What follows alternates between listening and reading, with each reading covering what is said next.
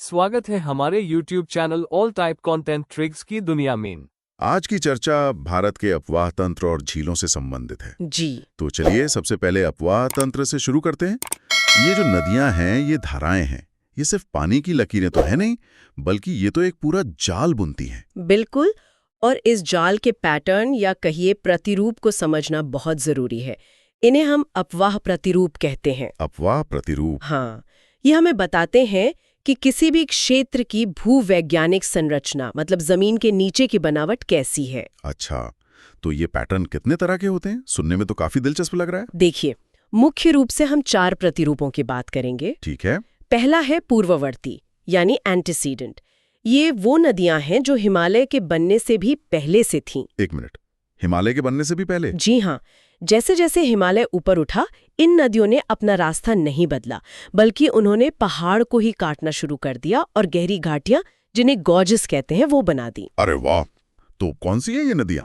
इसके सबसे अच्छे उदाहरण हैं सिंधु, सतलज और ब्रह्मपुत्र। अच्छा, और दूसरा पैटर्न? दूसरा है वृक्षाकार या डेंड्रिटिक। ये सबसे आम है। जैसा नाम से ही पता चलता है, इसमें नदी और उसकी सहायक नदियां मिलकर एक पेड़ की शाखाओं जैसा आकार बनाती हैं। ये तो समझ में आता है। ये आपको उत्तरी मैदानों में गंगा नदी तंत्र में साफ देखने को मिलेगा। ठीक है, और तीसरा? तीसरा है अरीय यानी रेडियल। जब नदियां एक केंद्रीय पहाड़ी या चोटी से निकलकर सभी दिशाओं में बहती हैं। जैसे साइकिल के पहिए की तीलियां? बिल्कुल वही। इसका सबसे अच्छा उदाहरण है अमरकंटक का पठार। वहां से नर्मदा, सोन और महानदी जैसी नदियां अलग अलग दिशाओं में निकलती हैं। अच्छा, एक ही जगह से। और चौथा है जालीनुमा, जिसे ट्रेलिस कहते हैं। इसमें मुख्य नदी के समानांतर सहायक नदियां बहती हैं और बाद में लगभग समकोण मतलब राइट एंगल्स पर मुख्य नदी से आकर मिलती हैं। तो एक जाली जैसी बन जाती है। हाँ, ये पैटर्न अरावली क्षेत्र में देखा जा सकता है। चलिए अब हिमालय की विशाल नदियों में गोता लगाते हैं। शुरुआत सिंधु नदी तंत्र से करते हैं। जरूर। सिंधु नदी का उद्गम तिब्बत में मानसरोवर झील के पास बोखरचू ग्लेशियर से होता है। और ये भारत में कहाँ से प्रवेश करती है? ये भारत में लद्दाख के दमचोक से प्रवेश करती है और फिर लद्दाख व जास्कर पर्वत श्रेणियों के बीच से बहती है। इसकी लंबाई तो काफी ज्यादा होगी। हाँ, इसकी कुल लंबाई लगभग 2880 किलोमीटर है, जिसमें से 1114 किलोमीटर भारत में है। इसकी सहायक नदियों के बारे में बताइए। मैंने पंचनद के बारे में बहुत सुना है। पंचनद पर आते, पर पहले दाईं ओर से मिलने वाली नदियां। इनमें शोक नदी है, जिसे मौत की नदी भी कहते हैं। मौत की नदी? ऐसा क्यों? क्योंकि इसका रास्ता बहुत दुर्गम है। इसके अलावा नुब्रा और गिलगिट भी हैं। गिलगिट पाकिस्तान के मैदानी इलाकों में प्रवेश करने से ठीक पहले सिंधु में मिलने वाली आखिरी प्रमुख सहायक नदी है। ठीक है, अब पंचनद पर आते हैं। हाँ, तो बाईं ओर से मिलने वाली 5 प्रमुख नदियों को पंचनद कहा जाता है। उत्तर से दक्षिण की ओर अगर हम इनका क्रम देखें तो वो है झेलम, चिनाब, रावी, ब्यास और सतलज। अच्छा, झेलम से शुरू करते हैं। झेलम का उद्गम वेरीनाग झरने से होता है और ये मशहूर वुलर झील से होकर गुजरती है। चिनाब? चिनाब दरअसल चंद्रा और भागा इन 2 नदियों के मिलने से बनती है। और अगर हम आयतन या वॉल्यूम की बात करें तो ये सिंधु की सबसे बड़ी सहायक नदी है। सबसे बड़ी। और रावी? रावी रोहतांग गर्रे से निकलती है। और ब्यास? इसका उद्गम व्यासकुंड से होता है। और ब्यास की एक खास बात यह है कि ये पूरी तरह से भारत में बहने वाली एकमात्र सहायक नदी है। अच्छा, ये पाकिस्तान नहीं जाती? जी नहीं। और आखिर में है सतलुज। ये तिब्बत के राकसताल से निकलती है और शिपकिला दर्रे से भारत में प्रवेश करती है। जो प्रसिद्ध भाखड़ा नांगल बांध है वो इसी पर है। अब भारत की जीवन रेखा गंगा नदी तंत्र की ओर बढ़ते हैं। पंचप्रयाग का जिक्र हमेशा आता है, ये क्या है? देखिए, गंगा का उद्गम गंगोत्री ग्लेशियर से भागीरथी के रूप में होता है। पंचप्रयाग वो 5 पवित्र संगम स्थल हैं जहां अलकनंदा नदी से अलग अलग नदियां मिलती हैं। मतलब अलकनंदा नदी सभी प्रयागों में कॉमन है? एकदम सही, अलकनंदा कॉमन है। विष्णु प्रयाग में धौली गंगा अलकनंदा से मिलती है। ठीक है। फिर नंद प्रयाग में नंदाकिनी मिलती है। कर्णप्रयाग में पिंडर मिलती है। और रुद्रप्रयाग? रुद्रप्रयाग में केदारनाथ से आने वाली मंदाकिनी मिलती है। और सबसे अंत में? और अंत में देवप्रयाग में भागीरथी अलकनंदा से मिलती है और यहीं से ये धारा गंगा कहलाती है। वाह! और इसकी कुल लंबाई कितनी है? इसकी कुल लंबाई है 2525 किलोमीटर, जो इसे पूरी तरह से भारत में बहने वाली सबसे लंबी नदी बनाती है। गंगा की जो विशाल सहायक नदियां हैं, उनके बारे में कुछ खास बात है? हाँ, बाईं ओर से मतलब पहाड़ों से आने वाली प्रमुख नदियां हैं रामगंगा, जो कॉर्बेट नेशनल पार्क से गुजरती है। अच्छा। फिर है गोमती, जिसके किनारे लखनऊ शहर बसा है। घाघरा है, जो आयतन में सबसे बड़ी सहायक नदी है। और कोसी, जिसे बिहार का शोक कहते हैं। हाँ, कोसी। इसे बिहार का शोक इसलिए कहते हैं क्योंकि इसने पिछले 200 सालों में लगभग 150 किलोमीटर तक अपना रास्ता बदला है, जिससे भयानक बाढ़ आती है। 150 किलोमीटर। और दाईं ओर से मिलने वाली नदियां? दाईं ओर से मतलब प्रायद्वीप से आने वाली नदियों में सबसे प्रमुख है यमुना, जो यमुनोत्री से निकलकर प्रयागराज में मिलती है। यमुना की भी अपनी सहायक नदियां हैं ना? जी, चंबल, बेतवा, केन। चंबल नदी अपनी बीहड़ मतलब बैडलैंड टोपोग्राफी बनाने के लिए काफी प्रसिद्ध है। इसके अलावा सोन नदी है, जो अमरकंटक से निकलकर पटना के पास मिलती है। और दामोदर, जिसे बंगाल का शोक कहते थे, और यह एक भ्रंश घाटी यानी रिफ्ट वैली में बहती है। चलिए अब पूर्व की ओर चलते हैं, ब्रह्मपुत्र नदी तंत्र की यात्रा पर। बिल्कुल। इसका उद्गम कैलाश श्रेणी में चेमायुंगडुंग ग्लेशियर से होता है। तिब्बत में इसे यारलुंग सांगपो के नाम से जाना जाता है। इसका भारत में प्रवेश बहुत नाटकीय है ना? जी हाँ, यह नामचा बरवा पर्वत के पास एक बहुत ही तीखा मोड़ लेती है, जिसे सिंटैक्सियल बेंड कहते हैं, और अरुणाचल प्रदेश में सियांग या दिहांग नाम से प्रवेश करती है। और असम में से ब्रह्मपुत्र कहते हैं। हाँ, और बांग्लादेश में इसका नाम जमुना हो जाता है। बांग्लादेश में ये पद्मा यानी गंगा से मिलकर मेघना बनाती है। और इसकी सहायक नदियां और वो माजुली द्वीप के बारे में क्या खास है? इसके उत्तरी तट की नदियां हैं सुबनसिरी, जिसे गोल्ड रिवर भी कहते हैं, मानस, और तीस्ता, जिसे सिक्किम की जीवन रेखा कहा जाता है। और दक्षिणी तट पर? दक्षिणी तट पर दिबांग, लोहित और धनसिरी हैं। लोहित नदी को उसकी लाल मिट्टी के कारण रक्त की नदी या रिवर ऑफ ब्लड भी कहा जाता है। वाह! और माजुली? और माजुली, जो असम में है, वो दुनिया का सबसे बड़ा नदी द्वीप है। एक नदी के बीच में बसा पूरा द्वीप। कमाल है। हिमालय से उतरकर अब प्रायद्वीपीय भारत की नदियों को समझते हैं। पहले पश्चिम की ओर बहने वाली नदियां। ये नदियां अपनी एक खास विशेषता के लिए जानी जाती हैं। ये भ्रंश घाटियों मतलब रिफ्ट वैलीज में बहती हैं और समुद्र में मिलने से पहले डेल्टा नहीं बनाती। डेल्टा नहीं? हाँ। तो क्या बनाती हैं? ये एस्चुरी बनाती हैं। अच्छा। इनमें मुख्य हैं नर्मदा, जो अमरकंटक से निकलती हैं, और विंध्य व सतपुड़ा पर्वतमाला के बीच बहती है। जबलपुर के पास प्रसिद्ध धुआंधार जलप्रपात इसी पर है। और तापी? तापी मुल्ताई से निकलती है और सतपुड़ा के दक्षिण में बहती है। इसे नर्मदा की जुड़वा भी कहा जाता है। इनके अलावा और कौन सी प्रमुख पश्चिमी नदियां हैं? एक है माही नदी, जो कर्क रेखा को 2 बार काटती है। 2 बार?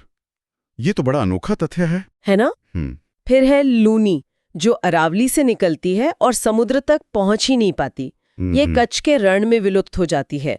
ये अंतःस्थलीय अपवाह का बेहतरीन उदाहरण है। और साबरमती? हाँ, साबरमती भी खंबात की खाड़ी में गिरती है। अब पूर्व की ओर बहने वाली प्रायद्वीपीय नदियों की बात करते हैं। इनमें सबसे लंबी है गोदावरी। ये त्र्यंबकेश्वर, नासिक से निकलती है और इसे दक्षिण गंगा भी कहते हैं। दक्षिण गंगा? जी। 1465 किलोमीटर की लंबाई के साथ ये सबसे लंबी प्रायद्वीपीय नदी है। प्राणहिता इसकी सबसे बड़ी सहायक नदी प्रणाली है। ठीक है। और कृष्णा नदी? कृष्णा महाबलेश्वर से निकलती है। अलमट्टी और नागार्जुन सागर बांध इसी पर स्थित हैं। और कावेरी? कावेरी ताल कावेरी से निकलती है। ये एकमात्र सदाबहार मतलब पेरेनियल प्रायद्वीपीय नदी है। लेकिन क्यों? ये तो ग्लेशियर से नहीं निकलती। क्योंकि इसे दक्षिण पश्चिम और उत्तर पूर्व दोनों मॉनसून से वर्षा मिलती है, इसलिए इसमें साल भर पानी रहता है। एशिया का पहला जल विद्युत संयंत्र शिवसमुद्रम जलप्रपात इसी पर था। और महानदी? महानदी दंडकारण्य से निकलती है और विश्व का सबसे लंबा मिट्टी का बांध हीराकुंड बांध इसी नदी पर है। अंत में अगर हमें हिमालयी और प्रायद्वीपीय नदियों की एक संक्षिप्त तुलना करनी हो तो मुख्य अंतर क्या होंगे? बहुत अच्छा सवाल है। इसे हम 4 बिंदुओं में समझ सकते हैं। बताइए। पहला स्रोत, हिमालय नदियों का स्रोत ग्लेशियर है, जबकि प्रायद्वीपीय नदियां बारिश के पानी पर निर्भर हैं। ठीक है। दूसरा प्रवाह, इसी वजह से हिमालय नदियां सदाबहार होती हैं, जबकि प्रायद्वीपीय नदियां मौसमी होती हैं। कावेरी इसका एक अपवाद है। तीसरा उनकी प्रकृति। हिमालय नदियां युवा और सक्रिय हैं, जो अभी भी घाटियां काट रही हैं, जबकि प्रायद्वीपीय नदियां पुरानी और अपनी प्रौढ़ अवस्था में है। और चौथा है मुहाना। हिमालयी नदियां बड़े बड़े डेल्टा बनाती हैं, जबकि पश्चिम की ओर बहने वाली प्रायद्वीपीय नदियां एस्चुरी और पूर्व की ओर वाली डेल्टा बनाती हैं। तो ये तो साफ है कि भारत का अपवाह तंत्र केवल भूगोल का विषय नहीं है, बल्कि ये हमारी अर्थव्यवस्था और संस्कृति की जीवन रेखा भी है। बिल्कुल। तो अब चलते हैं कुछ मुख्य झीलों को जानने। भारत में झीलें सिर्फ आप कह सकते हैं पानी के स्रोत नहीं हैं। नहीं, बिल्कुल नहीं। बल्कि ये तो भूगोल, संस्कृति और हमारी पारिस्थितिकी की जीती जागती कहानियां हैं। सही बात है। इन्हें समझने के लिए मुझे लगता है सबसे पहले ये जानना जरूरी है कि ये बनती कैसे हैं। बिल्कुल। और झीलों का निर्माण वो अलग अलग भूवैज्ञानिक प्रक्रियाओं का नतीजा है। हम इन्हें मोटे तौर पर 5 श्रेणियों में बांट सकते हैं। 5 श्रेणियां, ठीक है। हाँ, पहले हैं विवर्तनिक झीलें, मतलब टेक्टोनिक लेक्स, जो पृथ्वी की प्लेटों की गति से बनती है। टेक्टोनिक प्लेट्स ये वही हैं जिनके हिलने से भूकंप आते हैं। जी हाँ, बिल्कुल वही। इसका सबसे अच्छा उदाहरण है जम्मू और कश्मीर की वुलर झील। अच्छा, वुलर झील, ठीक है। और दूसरी कौन सी है? दूसरी है क्रेटर झीलें, क्रेटर लेक्स। ये ज्वालामुखी गतिविधि या फिर जैसा कि बहुत रोमांचक लगता है, उल्का पिंड के प्रभाव से बनती हैं। उल्का पिंड। हाँ, महाराष्ट्र की लोनार झील इसी का एक अद्भुत उदाहरण है। वाह। फिर आती हैं लेगून झीलें, लेगून लेक्स। ठीक है। ये तब बनती हैं जब समुद्र के पानी का एक हिस्सा जमीन से अलग हो जाता है। अच्छा। ओडिशा की चिल्का और आंध्र प्रदेश की पुलिकट झीलें इसी प्रकार की हैं। ठीक है, तो ये 3 हो गई। चौथी है हिमानी झीलें, मतलब ग्लेशियर लेक्स। ये ग्लेशियरों के पिघलने से बनती हैं, जैसे सिक्किम की त्सोंगमो झील। और पांचवी है गोखुर झीलें, ऑक्सबो लेक्स। गोखुर? हाँ, ये नदियों के घुमावदार रास्ते बदलने से बनती हैं, जैसे बिहार की कांवर झील। ठीक है, तो चलिए इसे थोड़ा विस्तार से समझते हैं और देश के अलग अलग कोनों में मौजूद कुछ सबसे महत्वपूर्ण झीलों की यात्रा करते हैं। बिल्कुल। शुरुआत पूर्वी तट से करते हैं, ओडिशा की चिल्का झील से। हाँ, चिल्का झील एशिया की सबसे बड़ी खारे पानी की लगून है। और ये सिर्फ आकार में ही बड़ी नहीं है, बल्कि मतलब पारिस्थितिक रूप से भी बहुत महत्वपूर्ण है। वो कैसे? ये प्रवासी पक्षियों के लिए एक बहुत बड़ा शीतकालीन मैदान है।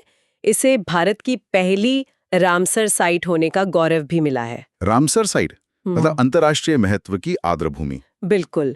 और यहाँ की एक और खासियत है, इरावती डॉल्फिन। इरावती डॉल्फिन जी, जिनका एक बहुत बड़ा घर है। क्या बात है। अब पूर्वोत्तर भारत की ओर चलते हैं, मणिपुर की लोकटक झील की तरफ। मैंने इसकी तस्वीरें देखी हैं, बहुत अनोखी लगती हैं। हाँ, क्योंकि लोकटक झील अपनी तैरती हुई फुमडी के लिए प्रसिद्ध है। फुमडी?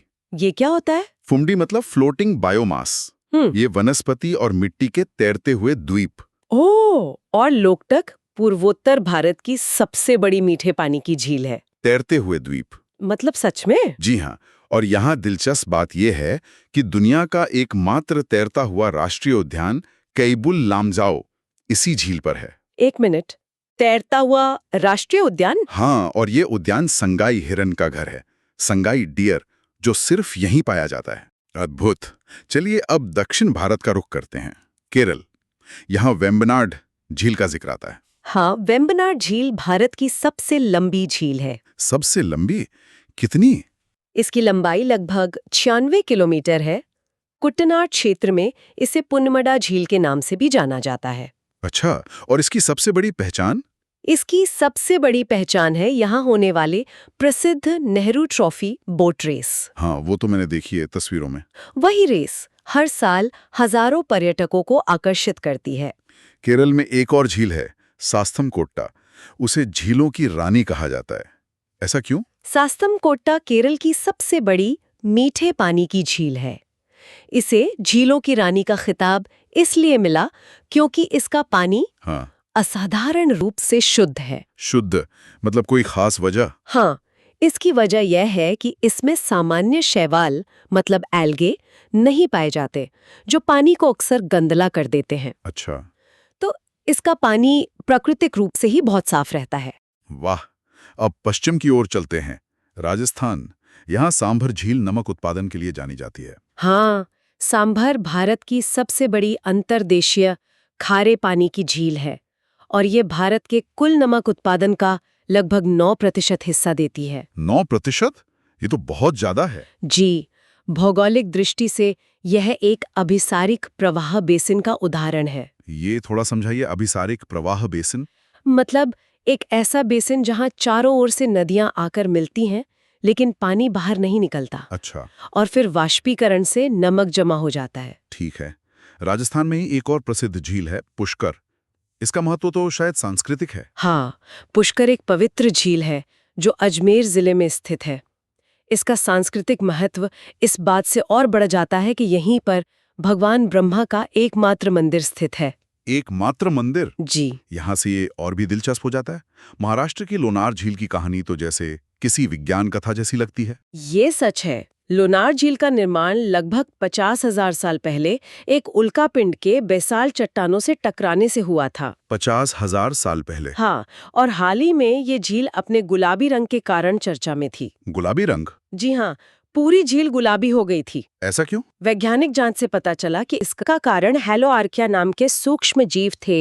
ये जीव बहुत ज्यादा खारे पानी में पनपते हैं। अच्छा, तो खारापन बढ़ने से उनकी संख्या बढ़ गई। बिल्कुल, और झील का रंग बदल गया। अविश्वसनीय। अब वापस दक्षिण पूर्वी तट पर आते हैं, जहां पुलिकट और कोलेरू झीलें हैं। पुलिकट भारत की दूसरी सबसे बड़ी खारे पानी की लैगून है जो आंध्र प्रदेश और तमिलनाडु की सीमा पर फैली है। और यहाँ सबसे दिलचस्प बात क्या है? यहाँ सबसे दिलचस्प बात ये है कि श्रीहरिकोटा द्वीप, जहाँ इसरो का लॉन्च पैड है, हाँ, सतीश धवन स्पेस सेंटर। बिल्कुल, वो द्वीप इसी झील को बंगाल की खाड़ी से अलग करता है। क्या बात है। और कोलेरू झील? वहीं कोलेरू झील गोदावरी और कृष्णा नदियों के डेल्टा के बीच स्थित है। ये पहले एक लैगून थी, लेकिन अब ये एक अंतर्देशीय मीठे पानी की झील बन गई है। अच्छा, मतलब इसका समुद्र से कनेक्शन टूट गया। जी, और ये पेलिकन्स जैसे प्रवासी पक्षियों के लिए बहुत महत्वपूर्ण स्थान है। ठीक है, अब हम ऊंचाइयों की ओर बढ़ते हैं। सिक्किम की चोलामू झील। चोलामू झील भारत की सबसे ऊंची झील होने का रिकॉर्ड रखती है। सबसे ऊंची? कितनी ऊंचाई पर? ये लगभग 5,330 मीटर की ऊंचाई पर स्थित है। 5,500 मीटर? जी, इतना ही नहीं, इसे तीस्ता नदी का स्रोत भी माना जाता है। तीस्ता नदी का स्रोत भी यही है। हाँ, तो इन सब का क्या मतलब है? हमने प्राकृतिक झीलें देखी, लेकिन क्या भारत में कोई बड़ी मानव निर्मित झील भी है? हाँ, बिल्कुल। उत्तर प्रदेश में सोनभद्र जिले में स्थित गोविंद वल्लभ पंत सागर। गोविंद वल्लभ पंत सागर? जी, ये भारत की सबसे बड़ी कृत्रिम झील है। असल में ये रेहंद बांध का जलाशय है। तो ये तो एक रैपिड फायर टूर जैसा हो गया। एक बार अगर मुख्य तथ्यों को दोहराएं तो? जरूर। पूर्वोत्तर की सबसे बड़ी मीठे पानी की झील लोकटक, सबसे बड़ी खारे पानी की लगून चिल्का, सबसे लंबी झील वेम्बनाड, और सबसे ऊंची झील चोलामू, सबसे बड़ी कृत्रिम झील जीबी पंत सागर, और सबसे बड़ी अंतर्देशीय खारे पानी की झील वो है सांभर। तो आज हमने भारत की कुछ प्रमुख झीलों का सफर किया। अब हम परीक्षा से जुड़े कुछ तथ्य देखेंगे, खास तौर पर भारतीय जल विज्ञान के प्रमुख स्थलों पर। नदियां सिर्फ पानी का स्रोत नहीं है, वे हमारे भूगोल और अर्थव्यवस्था की जीवन रेखाएं हैं। आज हम द्वीपों, झरनों, जलमार्गों और कुछ बड़ी परियोजनाओं पर गहराई से चर्चा करेंगे। तो सबसे पहले बात करते हैं नदी द्वीपों की। जी। और इसमें सबसे पहला नाम जो दिमाग में आता है वो है असम का माजुली। बिल्कुल, माजुली। सुना है कि ये दुनिया का सबसे बड़ा बसा हुआ नदी द्वीप है। हाँ, ये सही है। ब्रह्मपुत्र नदी पर बना माजुली दुनिया का सबसे बड़ा बसा हुआ नदी द्वीप है। और सिर्फ यही नहीं, अब तो ये भारत का पहला द्वीप जिला भी बन चुका है। अच्छा, एक पूरा जिला? जी। और इसकी खासियत सिर्फ इसका आकार नहीं है, बल्कि इसकी जो सांस्कृतिक विरासत है वो भी बहुत खास है। लेकिन यहाँ एक विरोधाभास भी है। वो क्या? कि जिस ब्रह्मपुत्र नदी ने इसे बनाया, वही अब हर साल कटाव की वजह से इसके अस्तित्व के लिए खतरा भी बन रही है। मतलब जो निर्माता है वही विनाशिक भी। हाँ। लेकिन मैंने ये भी पढ़ा है कि इसी ब्रह्मपुत्र नदी पे एक और रिकॉर्ड है जो इसके ठीक उल्टा है। हाँ, ये बहुत दिलचस्प फैक्ट है। दुनिया का सबसे छोटा बसा हुआ द्वीप। एग्जैक्टली। गुवाहाटी शहर के ठीक बीच में ब्रह्मपुत्र पर ही उमानंद द्वीप है। इसे अंग्रेजों ने पीकॉक आइलैंड नाम दिया था। Peacock island. हाँ, और ये दुनिया का सबसे छोटा बसा हुआ नदी द्वीप है। तो एक ही नदी ब्रह्मपुत्र हमें दो एक्सट्रीम उदाहरण देती है, सबसे बड़ा और सबसे छोटा। कमाल है। लेकिन ये द्वीप बनते कैसे हैं? मेरा मतलब नदी के बीच में अचानक से इतनी जमीन कहाँ से जाती है? नहीं, ये कोई जादुई प्रक्रिया नहीं है। इसके पीछे का विज्ञान काफी सीधा है। जब नदी का बहाव धीमा हो जाता है तो वो अपने साथ लाई हुई मिट्टी, जिसे हम सेडिमेंट कहते हैं, उसे जमा करना शुरू कर देती है। अच्छा। धीरे धीरे हजारों सालों में यही जमाव एक द्वीप का रूप ले लेता है। माजुली का बनना इसी प्रक्रिया का नतीजा है। तो ये सिर्फ उत्तर पूर्व तक ही सीमित नहीं होगा फिर? नहीं, बिल्कुल नहीं। दक्षिण में भी इसके अच्छे उदाहरण हैं। जैसे आंध्र प्रदेश में कृष्णा नदी पर भवानी द्वीप। ओ हाँ, भवानी द्वीप। बिल्कुल। ये विजयवाड़ा में है। बिल्कुल। है ना? बिल्कुल। और अब तो वो एक बहुत बड़ा टूरिस्ट स्पॉट बन चुका है। तो अब द्वीपों से आगे बढ़ते हैं और झरनों की तरफ चलते हैं। यहाँ एक सवाल हमेशा उठता है कि भारत का सबसे ऊंचा झरना कौन सा है? हाँ, ये एक बहुत ही आम कंफ्यूजन है। तो इसका सही जवाब क्या है? देखिए, आधिकारिक तौर पर भारत का सबसे ऊंचा झरना है कर्नाटक में कुंचिकल जलप्रपात। कुंचिकल? जी। इसकी ऊंचाई है 455 मीटर और ये वराही नदी पर है। लेकिन ज्यादातर लोग तो जोग फॉल्स का नाम लेते हैं। सही कहा। और यहीं पर वो दुविधा आती है। जोग फॉल्स, जिसे गेरेसप्पा भी कहते हैं, भारत का सबसे ऊंचा प्लंज वाटरफॉल है। प्लंज? इसका क्या मतलब हुआ? प्लंज का मतलब है जहां पानी बिना किसी चट्टान से टकराए एक ही बार में सीधे ऊपर से नीचे गिरता है, जबकि कुंचिकल एक टियर्ड वाटरफॉल है। टियर्ड मतलब सीढ़ियों की तरह? हाँ, बिल्कुल, जैसे पानी कई स्तरों या सीढ़ियों की तरह नीचे गिरता है। तो कुल ऊंचाई में कुंचिकल ज्यादा ऊंचा है, लेकिन सीधी छलांग के मामले में जोग फॉल्स सबसे ऊंचा है। ये जो अंतर है, इसे समझना परीक्षा के लिए बहुत जरूरी है। अच्छा, ये तो बहुत दिलचस्प है। और एक और झरना है मध्य प्रदेश में, जबलपुर के पास, नर्मदा नदी पर। धुआंधार जलप्रपात। हाँ, धुआंधार। वो अपनी संगमरमर की चट्टानों के लिए बहुत मशहूर है। बिल्कुल। जब पानी उन चट्टानों से बहुत तेजी से बहता है तो एक धुएं जैसा कोहरा बन जाता है, इसीलिए उसका नाम धुआंधार पड़ा है। चलिए, अब झरनों से देश की आर्थिक जीवन रेखाओं की ओर चलते हैं। मेरा मतलब है राष्ट्रीय जलमार्ग। जी, नेशनल वाटरवेज। इसमें राष्ट्रीय जलमार्ग 1 यानी NW1 भारत का सबसे लंबा जलमार्ग है ना? हाँ, ये गंगा भागीरथी हुगली नदी प्रणाली पर बना है। इसकी लंबाई करीबन 1620 किलोमीटर है और ये प्रयागराज को हल्दिया से जोड़ता है। 1620 किलोमीटर, ये तो काफी लंबा है। लंबा तो है ही, पर इसका महत्व सिर्फ लंबाई में नहीं है। ये माल ढुलाई के लिए भारत का एक बहुत ही महत्वपूर्ण व्यापार मार्ग है। सोचिए, ये उत्तर प्रदेश, बिहार, झारखंड और पश्चिम बंगाल जैसे राज्यों को जोड़ता है। तो ये आर्थिक रूप से बहुत अहम हो जाता है। बिल्कुल। और पूर्वोत्तर की बात करें तो वहाँ राष्ट्रीय जलमार्ग 2 है। हाँ, NW2। ये असम में ब्रह्मपुत्र नदी पर है, सादिया से धुबरी तक। इसे तो पूर्वोत्तर की जीवन रेखा भी कहा जाता है। जीवन रेखा? जी। हाँ। क्योंकि वहां के पहाड़ी इलाकों में सड़क और रेल नेटवर्क बनाना बहुत मुश्किल है, तो ब्रह्मपुत्र नदी एक प्राकृतिक हाईवे का काम करती है। अब एक बहुत ही महत्वाकांक्षी परियोजना की बात करते हैं। हाँ। केन बेतवा लिंक परियोजना। हाँ, ये राष्ट्रीय परिप्रेक्ष्य योजना के तहत पहली बड़ी जमीनी परियोजना है। दशकों से ये सिर्फ कागजों पर थी, लेकिन अब इस पर काम शुरू हो गया है। इसे थोड़ा सरल शब्दों में समझाएंगे?